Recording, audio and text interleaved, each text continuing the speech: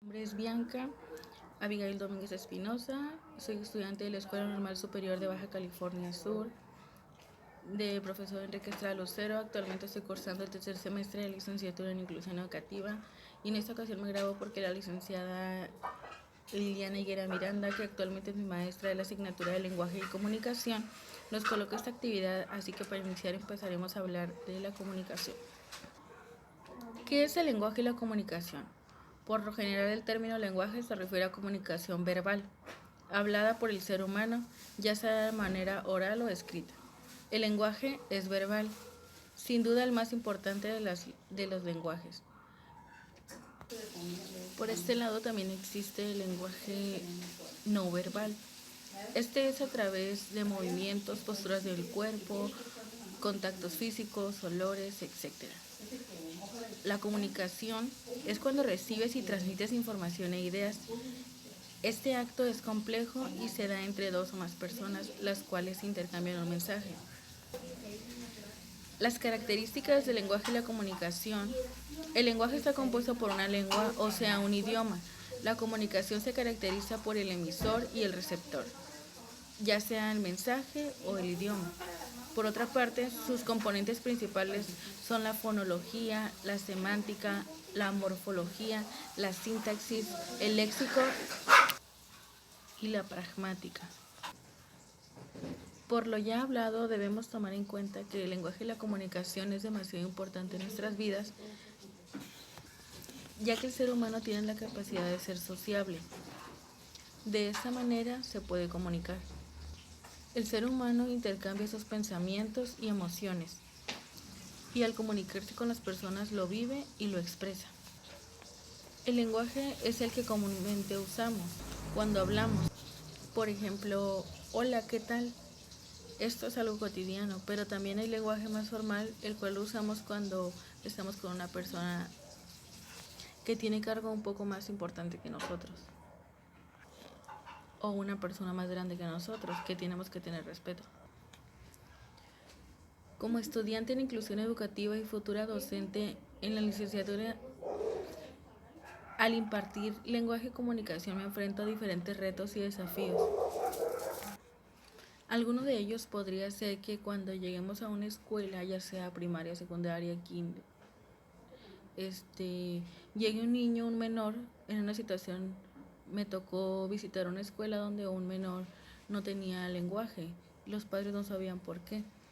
Entonces lo que me comenta la maestra de USAER es que ella empezó a trabajar con el niño para conocer su persona y ya de ahí conocer el contexto familiar y el contexto que le rodea al niño para ver qué era lo que pasaba, si era de nacimiento o realmente era una discapacidad.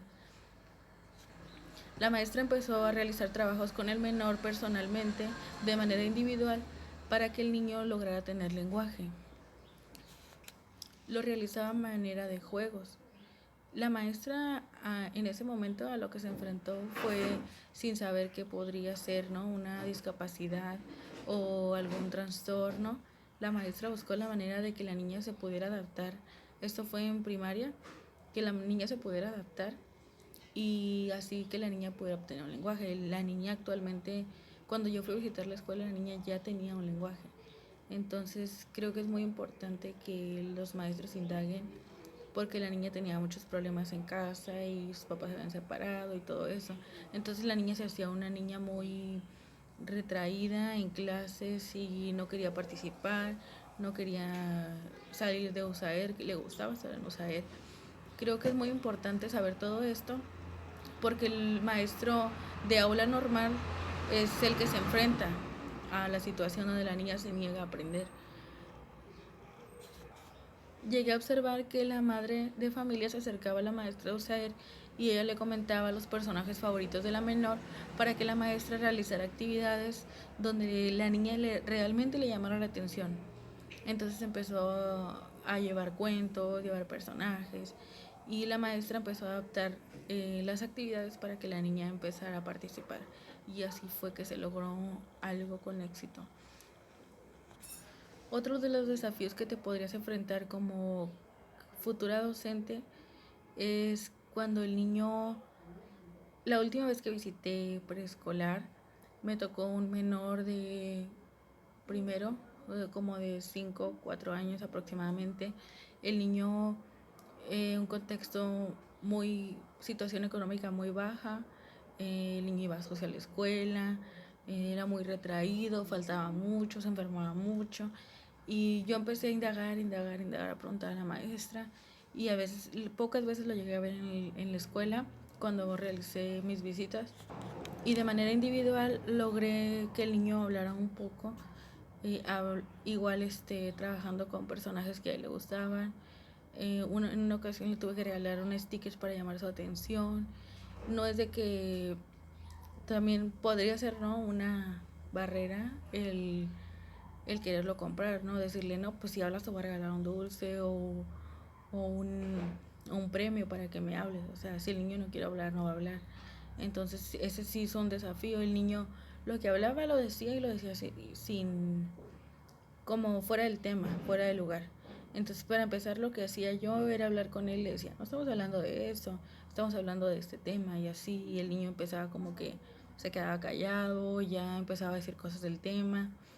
Entonces sí son muchos retos y muchos desafíos porque también el niño no pronunciaba bien las palabras. Lo que hice fue llevar una imagen y en esa imagen venía un trabalenguas y le decía que lo repitiera conmigo, pero me lo puse aquí a un lado de mí, le dije, mírame a la cara, mírame a los ojos, yo voy a repetir esta palabra y tú la vas a repetir conmigo y así, y sí, el niño lo logró hacer. Entonces realmente hay lenguaje, en este caso. Por este momento es todo por hoy y gracias.